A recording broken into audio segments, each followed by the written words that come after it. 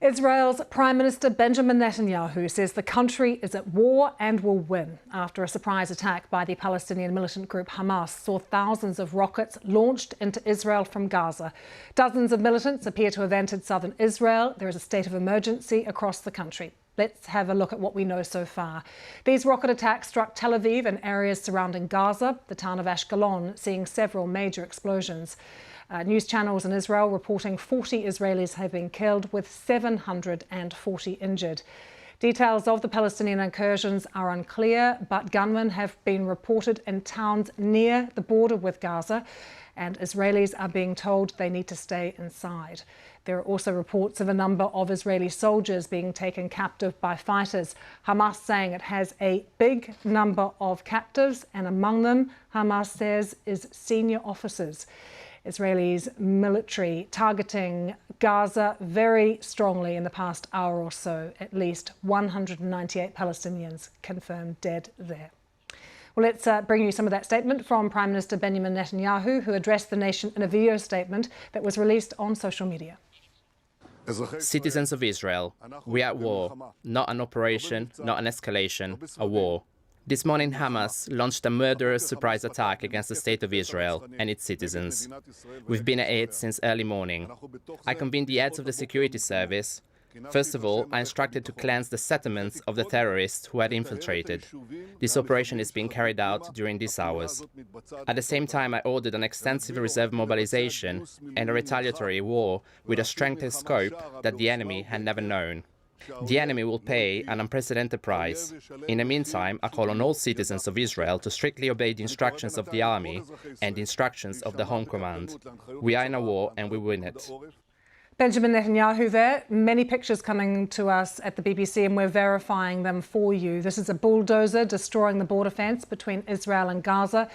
Palestinians are chanting and pouring through. Gunmen reported to have opened fire, as I was talking about a little bit earlier, on the town of Sderot, and reports of Israeli military vehicles being attacked on the Israeli side too, with some taken back across the border into Gaza. Now, this shows you here in this video Hamas militants celebrating. They are posing for pictures on what is said to be an Israeli army tank. And I think we'll see in a moment as well footage of what appears to be this vehicle here, an Israeli military vehicle captured by the militants. Israeli journalist and author Gideon Levy is in Tel Aviv, which is among the cities that's been attacked, and he told us about the scene that he woke up to this morning. I don't remember Tel Aviv in this situation for many years. I just went out to the streets. The streets are totally empty. Restaurants, cafes, everything is locked down. And there is a very heavy feeling of surprise, of shock, and of fear from what is still expected to happen. When the first rockets fall, I was jogging in the park. The noise was terrible. And ever since then, Tel Aviv went into a new phase. First of all, there are many more Israeli killed than the official number, because things are still very unclear and still going on in many towns in the south. So expect much bigger number of casualties.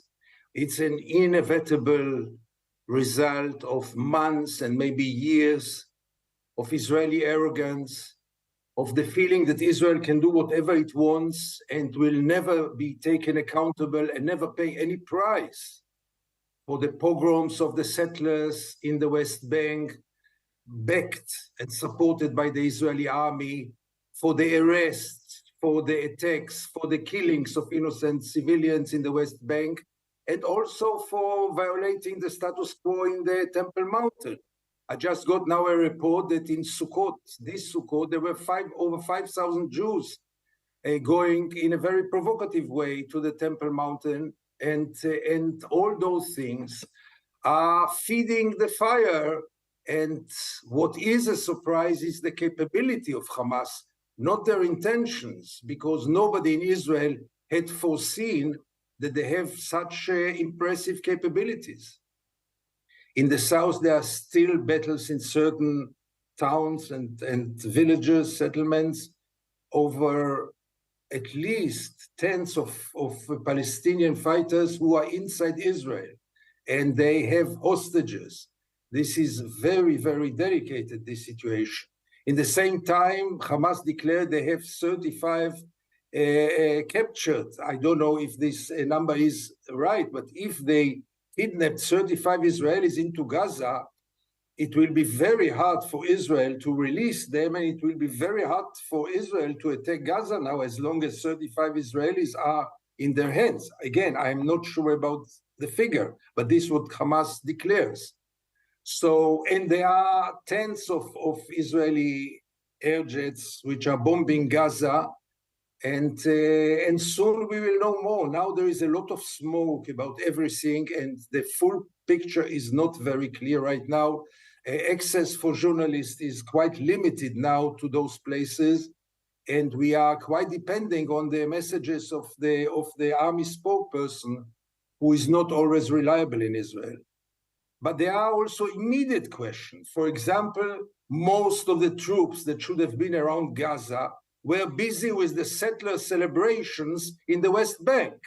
And if you become a security company of the settlers for all their crazy celebrations in Sukkot, and Gaza is left with very few soldiers, then those things can happen. And someone is responsible for this. And this is only one example for many questions that will arise now. But as I said, it's too early to judge because we know too little. Gaza is a cage, is the biggest prison in the world. Nobody spoke about lifting the siege. And you know, people who live now 17 years in a cage want to resist. And if they have the possibility, they do it. And I'm surprised that they had the possibility, because the barrier, I know the barrier around Gaza, billions of dollars were spent there to build this unbelievable barrier under the surface and above the surface with all kinds of electronic devices. And finally, you see that the spirit of resistance is many times stronger than anything else, and they broke it and penetrated into Israel, which is now shocked. Finally, by the end of the day, by the end of the war, the Palestinians will pay for it an unprecedented price. With this right-wing government, I'm quite scared from the Israeli reaction. People are talking already about erasing whole neighborhoods in Gaza. People also talk about reconquering Gaza, and all this will lead to more bloodshed and to more despair.